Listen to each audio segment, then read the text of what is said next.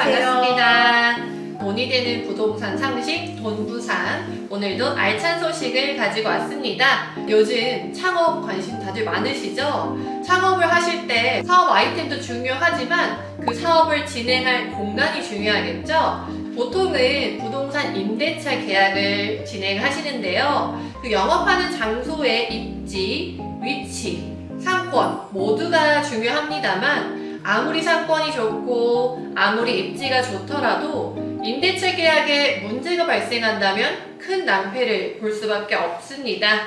그래서 오늘은 일반 사람들에겐 익숙하지 않은 신탁 등기된 부동산과 임대차 계약을 할 경우에는 어떠한 주의점이 있는지 알아보도록 하겠습니다. 오늘 리맥스 와이드 파트너스 전혜숙 이사님께서 이 분야에 대해서 또 깊이 설명해 주시기 위해 나왔어요. 반갑습니다. 반갑습니다. 네, 리맥스 코리아 부사장님이신 박서 부사장님도 나와 계십니다. 네, 저희 리맥스 와이드 파트너스 전혜숙 이사님은요, 특히 상업용 부동산의 임대차 중개 부분에서 굉장히 탁월한 능력을 가지고 또 성과를 내시는 분입니다. 오늘 특별히 모셨는데요. 간단하게 자기소개 부탁드릴게요. 네, 먼저 오늘 리맥스 코리아 창립이시죠? 11주년을 진심으로 축하드립니다. 네, 감사합니다. 남다른 감회가 있는데요. 제가 리맥스 코리아가 한국에 런칭되는 2013년도에 입사를 해서 지금까지 리맥스와 같이 하고 있습니다. 소개해 주신 대로 상업용 부동산 중개를 하고 있는데요. 특히 신축 빌딩을 전속 맡아서 임대차 업무를 하다 보니까 다양한 계약 실무를 하게 됩니다. 저는 개인적으로 함께 우리 성장이라는 단어를 정말 좋아하는데요. 리맥스가 400여 명의 에이전트들과 함께 성장을 추구하는 회사여서 아주 좋아한답니다. 그렇다면 이사님, 신탁 등기된 부동산이라는 것은 어떤 걸 이야기하는 걸까요? 일반인들에게는 생소한 단어이기도 하고 더러는 공인중개사도 중개를 꺼리는 분도 있습니다만 임차인의 경우 저희와 같은 중개 전문가에게 의뢰하여 중요한 부분을 철저히 체크하는 게 안전합니다. 임대차 계약을 하려면 일단 소유주가 누구인가를 확인해야 되는데 이때 일반적으로 부동산 등기부 등본을 열람해서 확인을 하게 되는데요. 등기부상 소유권에 관한 사항 기재란인 갑부에 수탁자 무슨 신탁회사라고 되어 있는 것을 보실 수 있으실 텐데요. 이것을 신탁 등기된 부동산이라고 합니다. 예, 그렇군요. 그러면 신탁회사는 뭐고, 신탁 등기는 왜 하게 되는 거죠? 이렇게 비유를 할 수 있어요. 이제 우리들이 은행에다가 예금을 하죠.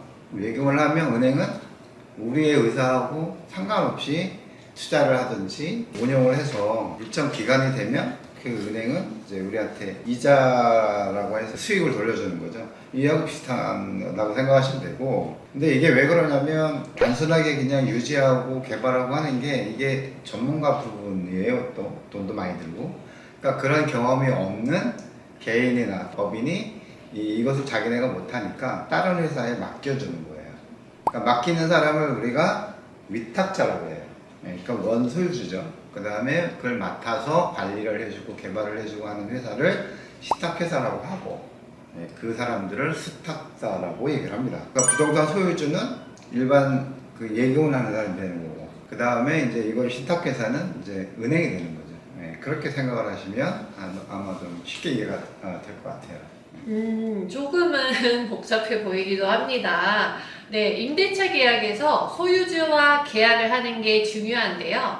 그렇다면 신탁된 부동산의 소유권은 누구에게 있는 거죠? 부동산을 소유하고 있는 사람이 개발을 하거나 또 그걸 관리를 하거나 그 기간 동안 신탁회사에다가 맡겨두는 거라고 했잖아요. 그러니까 당연하게 소유권은 원래의 소유주한테 있는 게 맞아요. 그런데 이게 법적으로 어떻게 되냐면 신탁회사 이름으로 소유주가 변경이 돼야 돼요. 그렇기 때문에 실질적으로는 법적인 것은 신탁회사가 갖고 있는 거죠.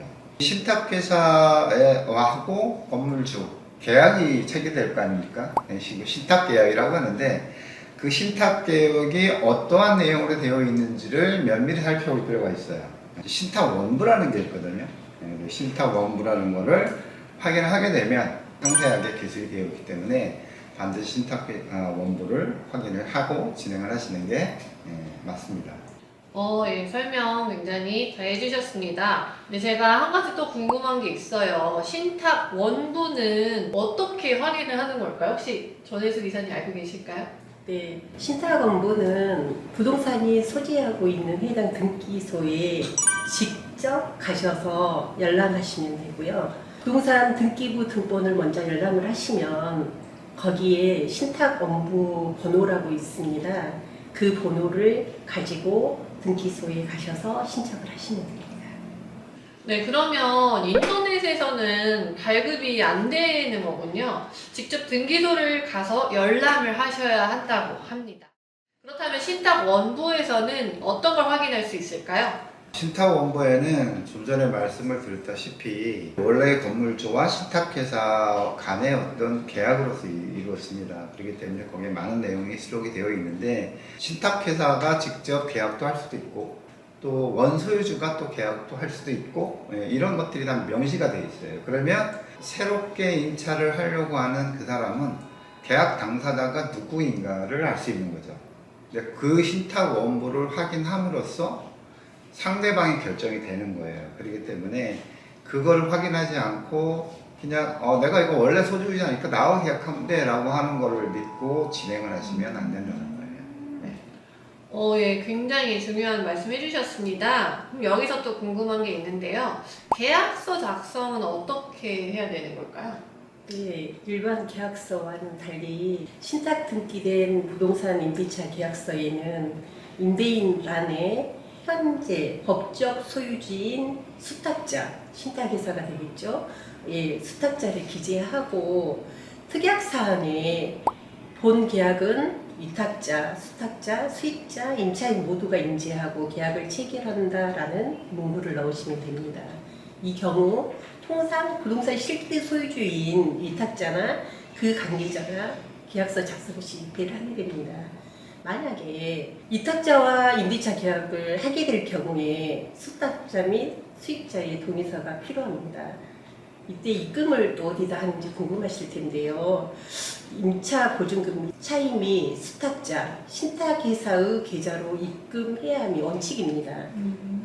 그렇지만 동의서에 위탁자의 입금해도 된다는 문구가 있거나 별도의 입금 동의서가 있을 경우에는 원소유주인 위탁자의 지정 계좌에 입금을 하셔도 됩니다.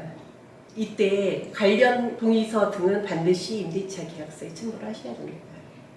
예, 설명 감사합니다. 여러분 들으신 것처럼 임대차에서 발생하는 계약금과 잔금, 실질 소유자 은행 계좌가 아닌 신탁회사 명의의 계좌로 입금을 해야 한다고 합니다. 오늘 촬영하신 소감 한 말씀 해주실 수 있을까요?